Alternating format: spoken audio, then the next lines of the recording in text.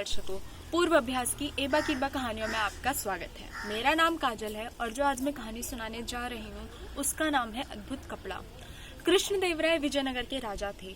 रोज की ही तरह उनके दरबार में कार्य चल रहा था कि तभी वहाँ एक बहुत ही सुंदर महिला का आगमन हुआ। वह महिला इतनी सुंदर थी कि सारे मंत्री दरबारी अपना कार्य छोड़कर उस महिला को निहारने लगे। उस महिला ने महाराजा को प्रणाम किया और अपने बक्से में से एक साड़ी निकालकर सबको दिखाने लगी। वह साड़ी इतनी रेशमी, इतनी मखमल और इतनी कोमल थी कि हाथ से सराहना भी मुश्किल हो रहा था। और उसने राजा से बोला, महाराज, मेरे पास एक ऐसी साड़ी है जिसको देख पाना हर किसी के बस की बात नहीं, और ऐसे प्रतिभावान कारीगर भी हैं जो उसको तैयार करने का रहस्य जानते हैं। इसी के साथ महिला ने कहा, आपकी आज्ञा हो तो कृपया आप मुझे अपने राजकोष में से थोड़ा धन दें ताकि मैं और मेरे कारीगर आपको ऐसा अद्भुत कपड़ा तैयार करके दें। राजा महिला की बातों से बड़ा प्रभावित हुआ और उन्होंने बिना कुछ सोचे समझे 1 साल का समय और अपने राजकोष में से थोड़ा सा धन महिला को दे दिया। पूरा 1 साल बीत चुका था, लेकिन किसी को भी उस कपड़े की कोई खबर नहीं थी। राजा बड़ा चिंतित हुआ। कारीगर और महिला तीनों पूरे राजमहल में बड़े आराम से रह रहे थे और सारी सुख सुविधाओं का आनंद भोग रहे थे। इसीलिए तुरंत राजा ने इतना चिंतित होकर अपने दोनों मंत्रियों को महिला के पास भेजा और पता करने को कहा। दोनों मंत्री तैयार होकर महिला के पास पहुंच गए। महिला ने दोनों मंत्रियों को आदरपूर्वक प्रणाम किया और उन्हें उस जगह ले गई जहां पर उसके दोनों कारीगर कपड़ा तैयार कर रहे थे। दोनों कारीगर अपने कार्य में इतना व्यस्त थे कि उन्हें मंत्रियों के वहां होने की भनक तक भी नहीं लगी। और जैसे ही मंत्रियों ने उन दोनों कारीगरों को देखा और वो बस देख के चौंक गए, क्योंकि ना ही तो उन्हें कोई रील दिखाई दे रही थी, ना ही उन्हें कोई धागा दिखाई दे रहा था और ना ही उन्हें कोई अद्भुत कपड़ा दिखाई दे रहा था। दोनों आपस में एक दूसरे को देखने लगे और परेशान हो गए। और इसी के साथ उन्होंने महिला से पूछा, हे महिला, आप हमें ये बताइए कि हम इस अद्भुत कपड़े को देख क्यों नहीं पा रहे हैं।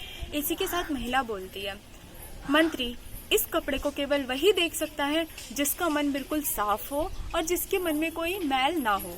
दोनों मंत्री बड़ा शर्मिंदा हुए और एक दूसरे की तरफ परेशान होकर देखने लगे और वापस राजा के पास लौट आए। उन्होंने राजा को कपड़े की बड़ी तारीफ करके सुनाई। कपड़े की तारीफ सुनकर राजा बड़ा उत्सुक हुआ और अगले ही दिन दरबार में कपड़ा पेश करने का आदेश दे दिया। आदेश अनुसार दरबार में महिला और उसके कारीगर प्रस्तुत हुए। कपड़े को देखने के लिए और भी कई जगह से कई लोग आए हुए थे। आखिर ये अद्भुत कपड़ा जो था, इसी के साथ महिला ने सबको पागल बनाना शुरू किया। उसने सबको नमस्कार किया और अपने दोनों कारीगरों की तारीफ भी की और अपने बक्से में से कपड़ा निकालकर सबको दिखाना शुरू किया। बोली, महाराज, देखिए ये कपड़ा कितना सुंदर है। आप बताइए, आपको मेरे कारीगरों का काम पसंद आया कि नहीं। राज दरबार में सब कुछ ना कुछ फुसफुसा रहे थे। राजा बड़ा परेशान हो गया क्योंकि ना तो उसे कपड़ा दिख रहा था और लोगों की फुसफुसाहट उसका मन परेशान किए जा रही थी। तभी तेनालीरामन अपनी कुर्सी छोड़कर उठे और महाराज के कान में जाकर फुसफुसाने लगे।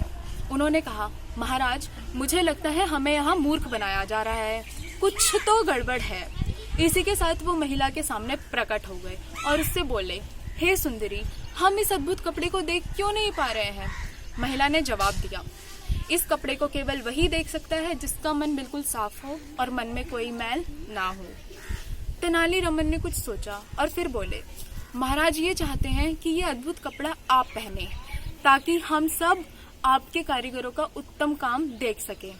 और इसी के साथ वो और भी बोले, हम ये चाहते हैं कि इस कपड़े को पहनकर आप जैसी सुंदरी कैसी लगती है।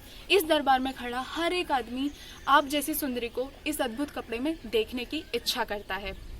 अब महिला को लगा कि उसकी चोरी पकड़ी गई और वो फंस गई। वो तुरंत गिड़गिड़ाने लगी और राजा के पैरों में पड़कर रोने लगी और अपनी गलती की क्षमा मांगने लगी। राजा ने उन्हें क्षमा कर दिया और वो अपने कारीगरों के साथ वहां से चली गई। झूठ चाहे कितना भी सुंदर क्यों ना हो, लेकिन आखिर में पकड़ा ही जाता है। तो इसी के साथ खत्म हुई मेरी छोटी सी पहली पेशकश और आप सबका धन्यवाद।